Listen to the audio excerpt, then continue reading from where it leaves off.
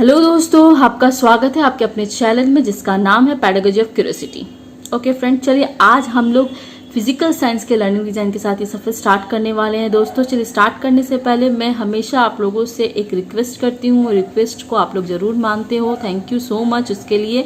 Please video useful लगे तो like subscribe view कीजिएगा, साथ ही साथ उन दोस्तों तक शेयर कीजिएगा जिनको इन सब्जेक्ट की लर्निंग डिजाइन की ज़रूरत हो। ओके दोस्तों, चलिए आज देखिए हम लोग लर्निंग डिजाइन बनाने से पहले ऑलरेडी मैं आप लोग को बोलती हूँ कि अपना मार्जिन लाइन टान लिया कीजिएगा, ठीक है। उसके बाद देखिएगा लर्निंग डिजाइन आज हम लोग का 5th नंबर चल रहा है तो अपना कंटेंट नंबर जरूर दीजिएगा दोस्तों। उसके बाद देखिए हम लोग को यहाँ पर बॉक्स बनाना है। बॉक्स को देखिए name of the school, first box को name of the school, class, duration, name of the teacher. Class देखिए यहाँ पर 9 है इसलिए 8:35 मिनट मेंशन कर दिया गया। यदि आप 6 to 10 पढ़ाते हो तो 35 मिनट मेंशन कीजिएगा। 11-12 को पढ़ाते हो उसके लिए बनाते हो 11-12 के लिए तो यहाँ पर 45 मिनट मेंशन कीजिएगा। ओके, सब्जेक्ट देखिए फिजिकल साइंस है। टीचिंग यूनिट आज मोशन होने वाला है, सब यूनिट भी मोशन है, टुडे लेसन भी मोशन है। मोशन से मैं एक और बात बता देती हूँ, मोशंस आप देखिए यूनिट आप कुछ भी रखिए, यदि आपको मोशंस आप 6-7 में भी पढ़ा लेते हो और 9 के लिए भी पढ़ा लेते हो, 8 में भी चल जाता है आपका, ठीक है। तो भले आपको यहाँ पर क्लास चेंज करना हो तो आप सिर्फ क्लास चेंज कर लिया, कंटेंट आप यही रहने दीजिएगा, दिक्कत नहीं है, ठीक है। 9 को भी पढ़ा सकते हो, 8 को भी और 7 को भी पढ़ा सकते हो मोशंस, ठीक है। चलिए अब देखिए हम लोग लर्निंग गोल्स के ऊपर डिस्कस करेंगे। लर्निंग गोल में देखिए after completing the unit student will be able to, हम लोग हमेशा आगे लिख देते ताकि आप बार बार इसको रिपीट ना करें, ठीक है। आपको चेंजेस कहाँ करनी पड़ती है, जो ये कॉग्निटिव डोमेन्स के जो कंपोनेंट्स आते हैं 6 कंपोनेंट्स, उसको आपको उनके कुछ कीवर्ड्स आते हैं, कीवर्ड को रिलेट करके क्वेश्चंस बनानी पड़ती है और साथ ही साथ उनको नॉलेज से रिलेट करना पड़ता है क्वेश्चंस को, ठीक है। देखिए 4 टाइप्स से नॉलेज आता है, उसको उनको रिलेट करना पड़ता है। तो यदि आपको बेसिक से सीखना है, आपके पास हाथ में टाइम है कि आप बेसिक से सीखो, तो आप मेरे चैनल के साथ जुड़ जाइए। साथ ही साथ मेरे चैनल के आपको हर आपके सब्जेक्ट के हर प्लेलिस्ट आपको ये वीडियो अवेलेबल है, मिल जाएगा। कीवर्ड के द्वारा क्वेश्चंस कैसे बनाएं, फॉर्मेट क्या है, लर्निंग डिज़ाइन का कंपोनेंट क्या क्या है, ये सब देखने के बाद आप लर्निंग डिज़ाइन बनाते हो तो ऑब्वियसली आप खुद का लर्निंग डिज़ाइन अपने आप तैयार कर सकते हो, ठीक है। चलिए यदि टाइम नहीं है तो कोई बात नहीं, जिस कंटेंट के साथ हम लोग पढ़ा रहे हैं डिस्कस करें, आप उस कंटेंट के साथ जुड़े रहिए। देखिए रिमेंबरिंग के जितने भी कीवर्ड्स आते हैं फ्रेंड, जैसे रिकॉल और गिव हमने लिया है, तो आप सारे क्वेश्चंस को फैक्चुअल नॉलेज के साथ जोड़िएगा, ठीक है। देखिए मैं ये बार बार रिपीट क्यों करती हूँ, आप लोग बोलते हो कि मैम बार बार रिपीट करती है यही बात, तो बार बार रिपीट करने से कोई भी चीज़ आप रिकॉल कर लोगे, आपके माइंड में सेटअप हो जाएगा। जब भी आप क्वेश्चन बनाओगे आप फटाफट इसको अरेंज कर लोगे, ठीक है। क्योंकि देखिए इसमें इसको अरेंज करना बहुत ज़रूरी है। लर्निंग गोल्स वाले क्वेश्चन में आपको नॉलेज अरेंज करना बहुत ज़रूरी है, ठीक है। इसमें कोई गलती मत कीजिएगा। उसके बाद देखिए अंडरस्टैंडिंग के जितने भी क्वेश्चन आप बना रहे हो उनके कीवर्ड के द्वारा सारे क्वेश्चंस को आप कॉन्सेप्चुअल नॉलेज के साथ रिलेट कीजिएगा। उसके बाद आता है एनालाइजिंग के जितने भी अप्लाइंग के जितने भी क्वेश्चंस आप बना रहे हो उनके कीवर्ड के द्वारा आप वो सारे क्वेश्चंस को क्या कीजिएगा फ्रेंड, प्रोसीड्यूरल नॉलेज के साथ ऐड कीजिएगा, ठीक है। उसके बाद हम लोग आ जाएंगे दोस्तों अपने नेक्स्ट पेज में। उसके बाद देखिए एनालाइजिंग के जितने भी क्वेश्चंस आप उनके कीवर्ड के द्वारा बना रहे हो फ्रेंड, वो सारे क्वेश्चंस आपको क्या करना है, प्रोसीड्यूरल नॉलेज को जोड़ना है, ठीक है। उसके बाद देखिए इवैल्यूएटिंग के जितने भी क्वेश्चंस आप उनके कीवर्ड के द्वारा ऐड करके बना रहे हो वो सारे क्वेश्चन आप प्रोसीड्यूरल नॉलेज के साथ जोड़ेगा। एक चीज यहाँ ध्यान से सुनिएगा, क्योंकि अप्लाइंग, एनालाइजिंग, इवैल्यूएटिंग के जितने भी क्वेश्चन आप उनके कीवर्ड के द्वारा बनाते हो सारे क्वेश्चंस को आप प्रोसीड्यूरल नॉलेज के साथ जोड़ेगा। पीके का मतलब फ्रेंड यहाँ प्रोसीड्यूरल नॉलेज से है। उसके बाद आते हैं क्रिएटिंग के जितने भी क्वेश्चन आप उनके कीवर्ड के द्वारा बना रहे हो उनके कीवर्ड को यूज करके सारे क्वेश्चंस को आप मेटाकॉग्निटिव नॉलेज के साथ ऐड कीजिएगा। चलिए अब हम लोग आ जाते हैं एनालाइज लर्नर्स एंड कंटेंट्स के ऊपर। देखिए ये कंपोनेंट तो ऑलरेडी आप लोगों को पता चल गया है क्यों बनाते हैं, क्योंकि आप बच्चों का बेसिक नॉलेज चेक करते हो इस यूनिट से रिलेटेड, तभी तो आप उस बेसिक नॉलेज के साथ अरेंज करके आप उन्हें प्रेजेंट नॉलेज उन्हें देते हो यूनिट से रिलेटेड, ठीक है।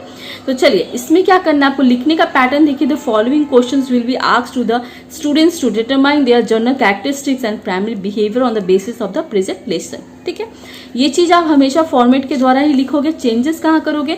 चेंजेस ये क्वेश्चन जो देख रहे हो आप 4 क्वेश्चंस, यहाँ पर सिर्फ बेसिक क्वेश्चंस आपको डालना है, ताकि आपको ऐसा अज्यूम कर लेना है कि आप बच्चों का नॉलेज, प्रीवियस नॉलेज को चेक करने के लिए क्वेश्चंस को यहाँ पर पुट कर रहे हो, ठीक है। यहाँ पे कोई नॉलेज वाला क्वेश्चन नहीं डालना, जैसे आपने लर्निंग गोल में बनाया है वैसा क्वेश्चन यहाँ पर नहीं डालना, प्लेन क्वेश्चन आप डाल सकते हो।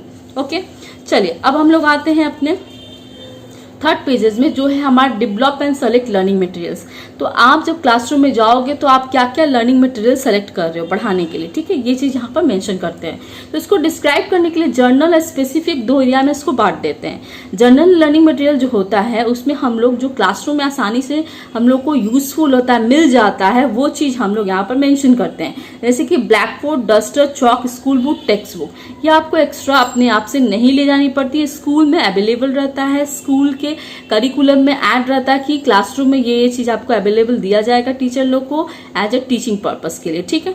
तो ये चीज आप यहाँ पर लिख सकते हो। स्पेसिफिक में आपको वो चीज मेंशन करना है जो स्पेशल आप ले जाते हो अपने एलडी के अकॉर्डिंग, ठीक है। ये आपको स्कूल करिकुलम या स्कूल एकेडमी में नहीं प्रोवाइड करवाया जाता, आप अपने अनुसार, अपने अकॉर्डिंग, अपने एलडी के हिसाब से ले जाते हो पढ़ाने के लिए। जैसे कि आप मोशन पढ़ाने ले जा रहे हो तो कुछ आप ऑब्जेक्ट ले जा रहे हो पढ़ाने, पीपीटी बना के ले जा रहे हो पढ़ाने के लिए, चार्ट बना के ले जा रहे हो, अपने हिसाब से आप ले जा सकते हो। जैसे रेफरेंस नोट हमेशा हम लोग ऐड क्यों करते हैं फ्रेंड? क्योंकि जो एलडी है, यहाँ पे एलडी तो नहीं लिखेंगे, इसके यहाँ पर हम लोग रेफरेंस नोट मेंशन करते हैं कि एलडी हमारा रेफरेंस नोट का काम करता है। पीपीटी, चार्ट्स, मॉडल एक्सेट्रा, आपको जो चीज ले जानी है आप यहाँ पर मेंशन कर सकते हो। चलिए अब हम लोग आ जाते हैं लर्निंग स्ट्रेटजीज के पार्ट में। ये सबसे इंपॉर्टेंट पार्ट है। इस पार्ट को हम लोग को डिस्क्राइब करने के लिए आपको इसको 2 एरिया में डिवाइड करना पड़ता है कि लर्निंग एरिया, दूसरा है लर्निंग स्ट्रेटजी, ठीक है। लर्निंग एरियाज में आपको वो चीज मेंशन करनी है जो आपको टॉपिक को यहाँ पर कवर करना है, पढ़ाना है।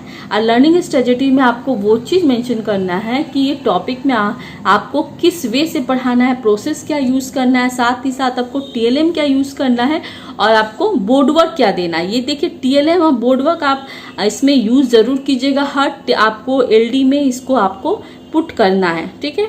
आप प्लेन पुट कीजिए या थोड़ा सा अच्छा पुट कीजिए, वो आपके ऊपर डिपेंड करता है। आप यहाँ पर पुट जरूर कीजिएगा, इस पे हम लोग का नंबर मेंशन रहता है फ्रेंड, ठीक है। देखिए डिफाइन दी फॉलोइंग टर्म्स, यहाँ पर कुछ टर्म्स दिए गए हैं, इसके बारे में टीचर यहाँ पर डिफाइन करेगा। The teacher will discuss about, यहाँ पे जितनी टर्म्स है यहाँ पर दिए हुए, इसको डिफाइन कर दिया गया है यहाँ पर, ठीक है। छोटा सा यहाँ डेफिनेशन आप ऐड कर सकते हो। सेकेंड प्रोसेस में आप देख सकते हो discuss the graphical representation of motion. Motion के जितने भी ग्राफिकल रिप्रेजेंटेशन होते हैं उसको आप टीचर क्या करेगा, टीएलएम प्रोसेस के द्वारा दिखाएगा।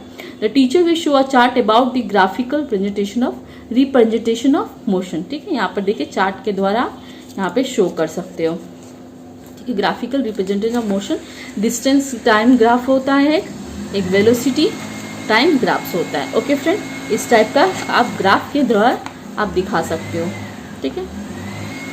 ओके चलिए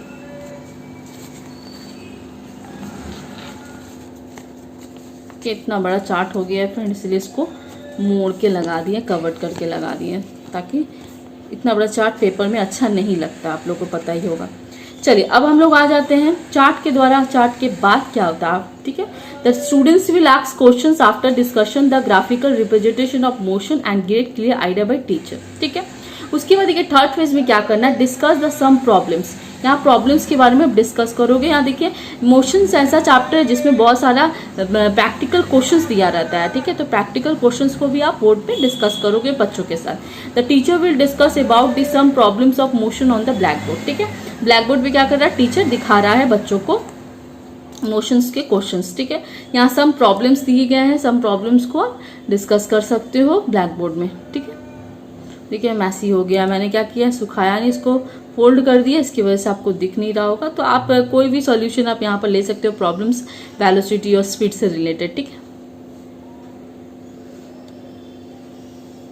चलिए उसके बाद देखिए friend the teacher will explain the solution with discussion method through active participation of the students. ठीक है, टीचर क्या करेगा, सॉल्यूशन को डिस्कशन मेथड से सॉल्व करेगा, एक्सप्लेन करेगा, और बच्चे क्या करेंगे, टीचर के साथ एक्टिव पार्टिसिपेट करेंगे। ठीक है, उसके बाद देखिए आपको पढ़ाने के बाद आपको चेक करनी है कि आपकी टीचिंग कितनी इफेक्टिवनेस रही बच्चों के ऊपर। ठीक है, तो उसको चेक करने के लिए आपको क्या करना होगा, डिजाइन फॉर इवोल्यूशन के सेक्टर में आके एक वर्कशीट बनानी पड़ती है दोस्तों।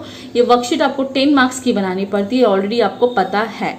इसमें देखिए एक्टिविटी क्वेश्चंस देना पड़ता है जो जिससे आपने रिलेटेड पढ़ाया है बच्चों को। देखिए, तो very short answer type question है, और एक ही बात याद रखना, इसमें नॉलेज वाला रिलेट करना है क्वेश्चन। जैसे आपने लर्निंग गोल में क्वेश्चंस को रिलेट किया था नॉलेज से, वैसे यहाँ पर भी नॉलेज से रिलेट क्वेश्चंस को ये करना, टच करना है। इसीलिए मैं बोल रही हूँ नॉलेज वाला क्वेश्चन जो मैं रिपीट करती हूँ आपको कि जो एनालाइज के साथ किसके साथ कीवर्ड के साथ कौन सा नॉलेज वाला क्वेश्चन जाता है, इसीलिए रिपीट करती हूँ ताकि ये आपको रिकॉल हो जाए, रिमेंबर हो जाए, ताकि आप आसानी से क्वेश्चंस को बना सको।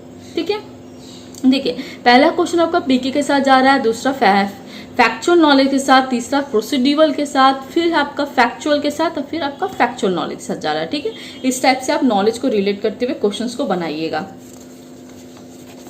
उसके बाद देखिए प्रॉब्लम्स क्वेश्चन, जितने भी आप प्रॉब्लम क्वेश्चन देते हो सारे क्वेश्चंस आप पीके के साथ आप दे सकते हो। ड्रॉ वाला भी क्वेश्चन आप पीके के साथ ही जाता है क्योंकि ये प्रैक्टिकल क्वेश्चंस है। उसके बाद देखिए क्लासिफिकेशन करना है यहाँ पर बच्चों को, स्केलर क्वांटिटी और वेक्टर क्वांटिटीज कौन कौन से होते हैं, इस टाइप के क्लासिफिकेशन बच्चों को करना है। तो ये आपका कॉन्सेप्चुअल नॉलेज, बच्चा का कॉन्सेप्ट क्लियर कर रहा है कि कौन सा वेक्टर है, कौन सा स्केलर क्वांटिटीज में आता है। तो ये कॉन्सेप्चुअल नॉलेज है। जो कॉन्सेप्ट को क्लियर करता है बच्चों को क्वेश्चन, वो हमेशा कॉन्सेप्चुअल नॉलेज के साथ जाते हैं। जो रिकॉल करता है, जो बच्चों को याद करने में हेल्प करता है, ठीक है, तो वो क्वेश्चन आप फैक्चुअल के साथ जाते हैं। जितने प्रैक्टिकल क्वेश्चन, जितने डायग्राम्स है, कैलकुलेशन टाइप के क्वेश्चन है, वो सब आप प्रोसीड्यूरल नॉलेज में दे दीजिएगा। ठीक है, चलिए अब हम लोग आते हैं पढ़ाने के बाद क्या होता है दोस्तों।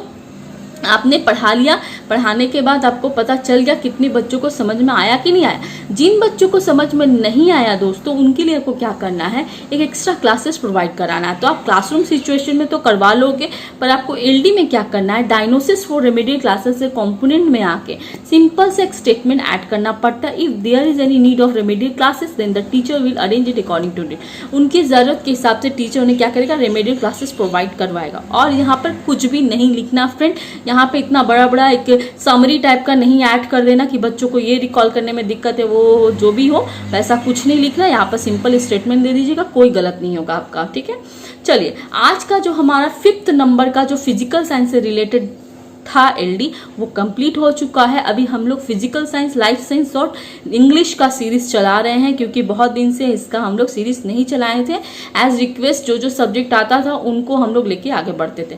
फिलहाल अभी कोई रिक्वेस्ट नहीं आ रहा हमारे चैनल में, तो हम कोशिश कर रहे हैं कि जिन जिन सब्जेक्ट का अभी एलडी बाकी है उन सब्जेक्ट के एलडी को आप लोग के लिए अपलोड कर दे। यदि कोई भी फ्रेंड्स को किसी भी सब्जेक्ट से रिलेटेड, कोई भी टॉपिक से रिलेटेड हमें कमेंट कीजिए, उन्हें एलडी चाहिए तो प्लीज़ हमें कमेंट कीजिए, हम कोशिश करेंगे कि आपका हेल्प कर सकें। Okay, thank you so much. जो लोग हमारे चैनल के साथ जुड़े हुए हैं उनको बहुत धन्यवाद, जो नहीं जुड़े हुए उनको भी बहुत धन्यवाद। शायद वो लोग देखते हैं हमारे इस वीडियो को, यूजफुल होता है, तो देखने के लिए भी बहुत बहुत धन्यवाद दोस्तों। Thank you so much.